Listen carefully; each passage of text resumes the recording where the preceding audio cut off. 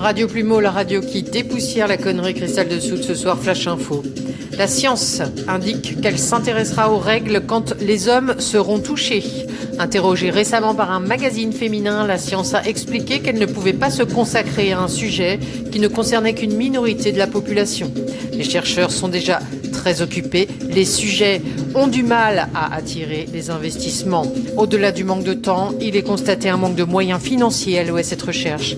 L'année dernière, seulement 6 € ont ainsi été versés par l'Europe pour plancher sur le sujet et un autre don anonyme de 12 € a été recensé par nos journalistes. Un autre chercheur témoigne.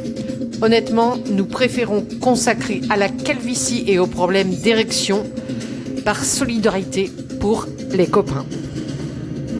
L'océan Indien ne contiendrait en réalité que 10% de curry. L'océan Indien ne serait pas aussi riche en épices que son nom le laissait présager. Pendant longtemps, l'océan Indien nourrit les plus grands fantasmes. Bancs de poissons, nanes, corail, masala, l'acide des profondeurs et autres requins pointe blanche tandoori.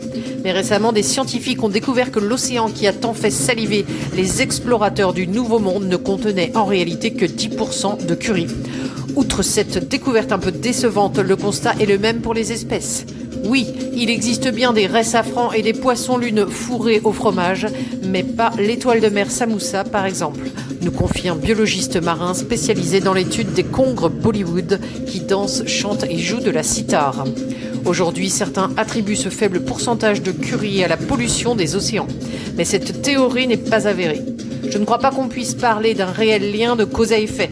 C'est comme la ville de Dijon qui n'est en réalité composée qu'à 40% de moutarde ou la mer Rouge qui n'est composée qu'à 50% de sang. Il faut juste ne pas se fier uniquement au nom concède Richard, océanographe. Des extraterrestres disent avoir perdu totalement foi en l'espèce humaine. De Beltégueuse, après la folie de ces derniers jours, plusieurs sources extraterrestres confirment la perte totale de foi en l'humanité de la part de nombreux extraterrestres. Quelque part, un supérieur hiérarchique fait encore preuve d'incompétence extraordinaire. À ce jour, les risques psychosociaux graves sont en vogue. Vous êtes nombreux et nombreuses à bénéficier de ce type de hiérarchie. Un Français sur 3 aurait cette chance, une petite entreprise familiale ou dans un autre lieu de travail, un minimum structuré, un chef, une fois de plus, présentant son incompétence devant ses employés. Faute de fréquentation, Dieu va assouplir les conditions d'accès au paradis. Ainsi, la 3e tablette de chocolat mangée devant la série, l'insulte à son patron ou crever les pneus de son voisin seront passibles d'entrer au paradis. Très bonne soirée à tous.